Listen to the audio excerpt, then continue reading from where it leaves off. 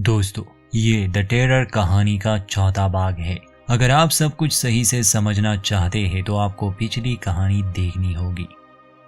अब आगे बढ़ते हैं। इस बार शुरुआत होती है लेडी जेन से, जो कि सर जॉन फ्रैंकलिन की पत्नी है। ये साल है 1847 का, बल्कि ये साल भी जल्द ही पूरा होने वाला है। पिछले 2 साल से इन्हें एरेबस और टेरर से कोई खबर नहीं आई। लेडी जेन सोफिया के साथ आर्कटिक काउंसिल में आई थी मदद मांगने के लिए।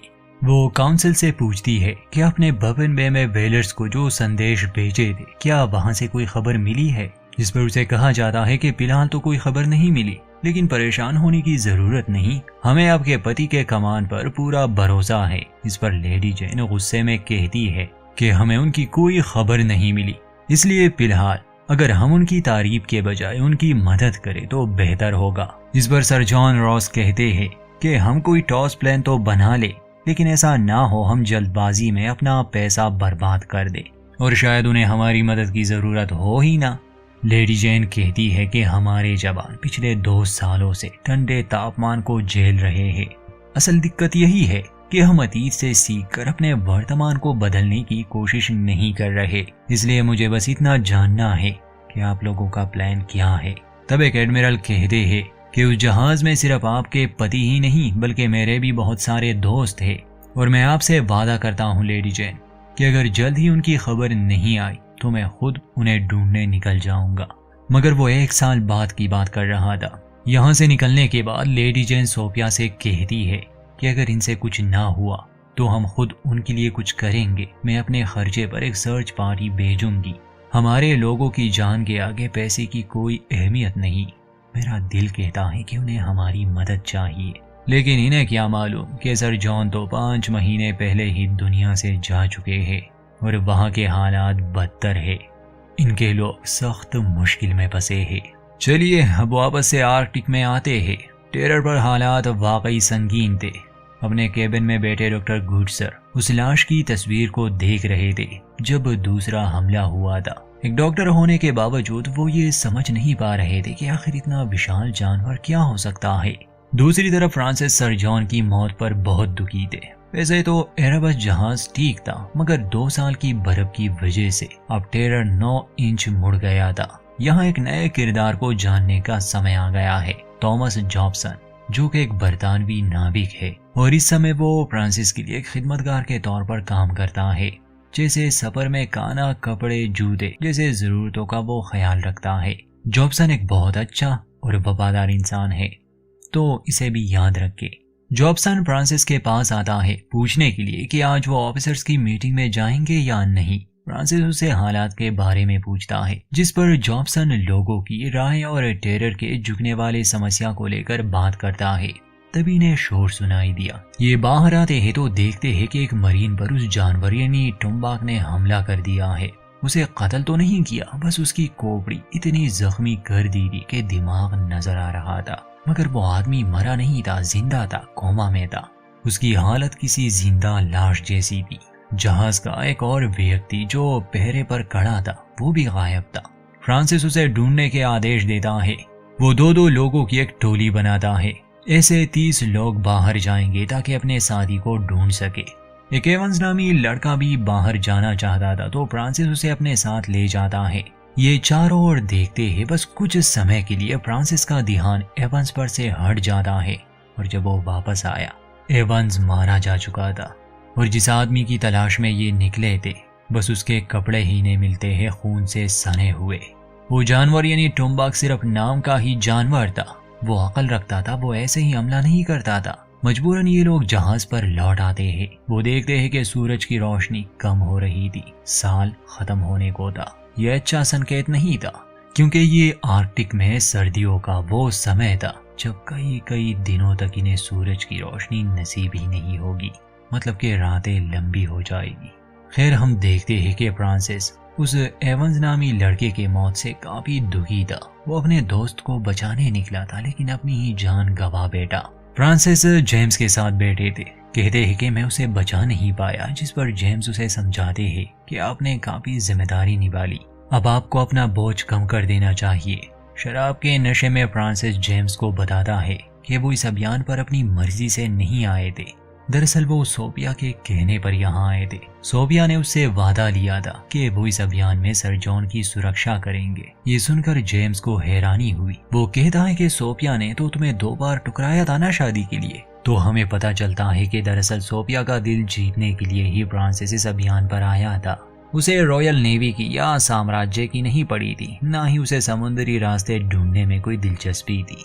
ये सुनकर जेम्स को बड़ा अजीब लगता है और बुरा भी, क्योंकि वो तो रॉयल नेवी से बहुत ही वफादार था।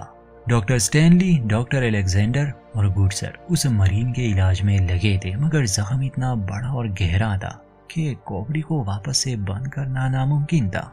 हम ये फुटेज तो दिखा नहीं सकते, पर आप अंदाजा लगा ही ले।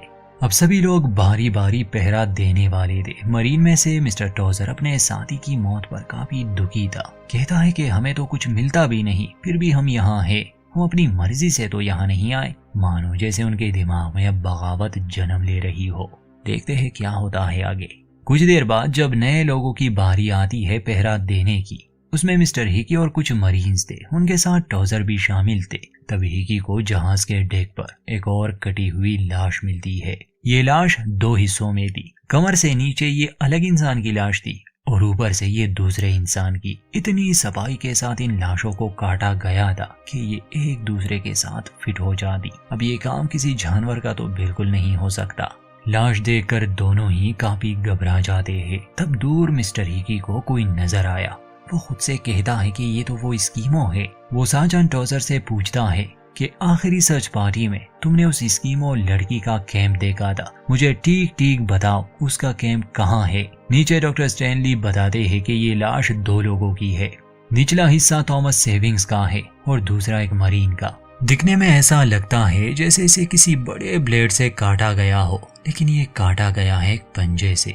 वैसे तो ये किसी इंसान का काम लग नहीं रहा था, मगर इनका शक था कि शायद ये किसी स्कीमों का काम हो सकता है। वो जंगली है, कुछ भी कर सकते हैं। तब थॉमसन बताता है कि हमें कुछ और निशान भी मिले हैं। इस जीप ने जहाज के चारों ओर चक्कर लगाया है और आसपास स्कीमो लोगों के कोई निशान नहीं। इस पर जेम्स कहता है कि अगर ये ना इंसान है और ना बालू, तो आखिर ये जीव है क्या। मेरी मानिए तो हमें उस लड़की से पूछताछ करनी चाहिए। वो स्कीमो लड़की कई महीनों से हमारे आसपास भटक रही है, जिसकी वजह हम नहीं जानते।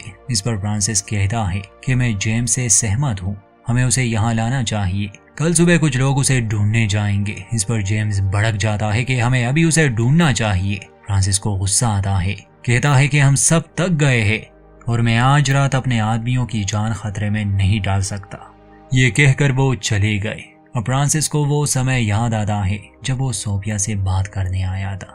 वो कहता है कि मैं तुम्हें बहुत खुश रखूंगा। सोफिया कहती है कि खुश तो तभी रखोगे ना जब तुम यहाँ होगे। तुम्हारे तो कई कई साल समुंदर में गुजर जाते हैं। फ्रांसिस कहता है कि मैं हमेशा तो कैप्टन नहीं रहूंगा। शादी के बाद तुम जैसा चाहोगी मैं वैसा ही करूंगा। जिस पर सोफिया कहती है कि तुम आयरिश हो, पुराने ख्यालात के हो, धर्म पर विश्वास नहीं रखते, सियासत तुम्हें आती नहीं, तो फिर मुझे बताओ कि क्या होगा। फ्रांसिस कहता है कि नेवी मुझे एक और मौका दे रही है। इस बार शायद मैं उत्तर में जाऊं। ये मेरा आखिरी सफर होगा जिससे मुझे नाइटहुड मिलेगा और फिर मैं रिटायर होकर हमेशा तुम्हारे साथ रहूंगा। तभी लेडी जेन आकर कहती है कि ऐसा नहीं होगा, और अगर ऐसा हुआ भी फ्रांसिस, तो ये तुम्हारी जिंदगी का सबसे बुरा हादसा होगा। पता नहीं क्यों सोफिया और फ्रांसिस के रिश्ते से कोई भी खुश नहीं था। खैर, यादों से निकलकर कहानी को वर्तमान में ले आते हैं। फ्रांसिस अपने केबिन में थे कि तभी जहाज पर हंगामा मच गया। फ्रांसिस बाहर आते हैं। मिस्टर हिकी ने 2 लोगों को अपने साथ मिला लिया था और वो उस स्कीमो लड़की यानी नाइफ को लाए थे, वो भी जबरदस्ती, और सभी लोग उसे मारना चाहते थे क्योंकि सभी को यही लग रहा था कि इस स्कीमो लड़की के कबीले वाले ही इन लोगों को बेदर्दी से मार रहे हैं। हिकी के साथ साथ बहुत से लोग उसे मारना चाहते थे। सार्जेंट टॉजर उसे समझाता है कि हमें कैप्टन के ऑर्डर का इंतजार करना होगा। इस बात को लेकर सभी में हाथापाई हो गई। तभी फ्रांसिस बंदूक चलाकर सभी को बैठने के आदेश देते हैं और कहते हैं कि जब तक इस लड़की पर लगाए गए आरोप साबित नहीं हो जाते तब तक कोई इसे हाथ नहीं लगाएगा, और जो भी मेरे आदेश का अपमान करेगा उसे गिरफ्तार कर लो। ये मरीन को वो साफ साफ आदेश दे देता है। फिर फ्रांसिस पूछता है कि इस सब के लिए कौन जिम्मेदार है। तब हिकी और दो और लोग टॉम और मैग्नस आगे आते हैं। फ्रांसिस कहता है कि तुम तीनों से फौरन पूछताछ की जाएगी और आदेश देता है कि इस स्कीमो लड़की को एरेबस ले जाओ जहां इसे सुरक्षित रखा जाए। पूछताछ के दौरान मिस्टर हिकी बताते हैं कि हम इस लड़की के स्नो हाउस से 200 मीटर की दूरी पर थे। तब हमने उस जीप को इस लड़की के साथ देखा। ये दोनों आमने सामने खड़े थे और लड़की ने हाथ हवा में फैलाए रखे थे जैसे किसी जादू टोने का शिकार हो। वो जीप किसी आम बालू से 3 गुना बड़ा था, लेकिन उसका सर और उसकी आंखें बड़ी ही अजीब थी। हमें देखने पर वो जानवर वहां से भाग गया, लेकिन वो हमसे डरकर नहीं भाग रहा था। ऐसा लग रहा था जैसे ये लड़की उससे बात कर रही हो, इसलिए हम उसे पकड़कर ले आए। हिकी कहता है कि मैं जानता हूँ मैंने आपका ऑर्डर नहीं माना सर, लेकिन मुझे डर था कहीं वो लड़की भाग ना जाए। फ्रांसिस कहता है कि वजह जो भी हो, लेकिन आप तीनों को अपनी पोस्ट और जहाज को छोड़ने के आदेश नहीं थे। आप तीनों ने नियमों को तोड़ा है, इसलिए 12-12 कोड़े तीनों को मारे जाएंगे। इस पर हिकी भड़क जाता है, कहता है कि गलती उस लड़की की थी, इसलिए आपको सजा उसे देनी चाहिए ना कि हमें। इस पर फ्रांसिस गुस्सा होकर कहता है कि तुम्हें 30 कोड़े मारे जाएंगे। हिकी को बहुत गुस्सा आया था। कहता है कि न जाने वो लड़की किस किस की जान लेने वाली थी। मैंने आप सबकी जान बचाई और आप ये सिला दे रहे हैं। जिस पर फ्रांसिस जॉनसन से कहता है कि मिस्टर हिकी को सबके सामने नंगा करके 30 कोड़ों की सजा दो। सभी लोअर डेक में जमा थे। हिकी के जुर्म बताए जाते हैं, जिसके बाद उन्हें सबके सामने नंगा करके कोड़े मारे गए। ये काफी दर्दनाक रहा होगा उसके लिए, और सब बहुत खुलकर दिखाया गया है। और यहाँ मिस्टर हिकी के अंदर का राक्षस जन्म लेता है। ये आगे आप देख लेंगे कि वो राक्षस क्या क्या कर सकता है।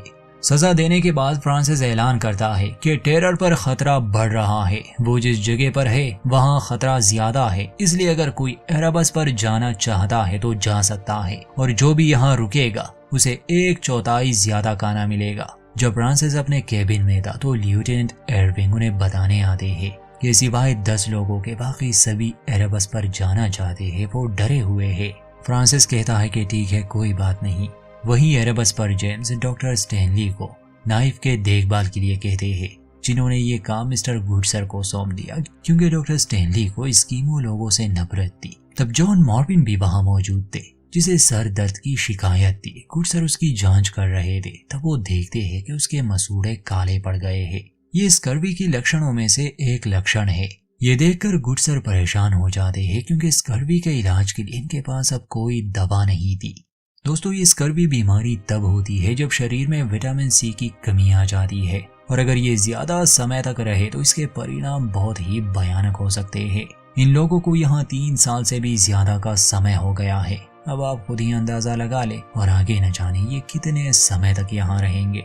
खैर, डॉक्टर गुडसर इस बारे में किसी को नहीं बताते। इसके बाद वो नाइब के लिए कुछ खाना ले जाते हैं, जिसमें सूप और चॉकलेट थी, मगर नाइब दोनों ही चीजें खाकर थूक देती है। जाहिर है उसने ये सब पहले कभी खाया नहीं, तो उसे ये रास नहीं आता। गुडसर को नाइब की भाषा नहीं आती थी, मगर वो अपनी भाषा में उसे समझाने की कोशिश करते हैं कि तुम्हारे साथ टेरर पर जो हुआ उसका मुझे अफसोस है। तुम सोच रही होगी कि हम तुम्हारे इलाकों में क्या कर रहे हैं। दरअसल हम यहाँ चाइना और भारत तक का रास्ता खोजने आए हैं, एक नॉर्थ वेस्ट पैसेज। ये हमारे व्यापार के लिए है। इससे हमारी अर्थव्यवस्था और मजबूत होगी। अगर हमें रास्ता मिल गया तो ये एम्पायर की जीत होगी। मेरा नाम है गुडसर, मैं इंग्लैंड से हूँ, और वो बहुत अच्छी जगह है। वो उससे पूछता है कि तुम्हारा नाम क्या है, मगर नाइफ कोई बात नहीं करती। और दोस्तों, यहीं इस एपिसोड का दी एंड हो जाता है। ये कहानी कंटिन्यू है, तो आप जुड़े रहिए।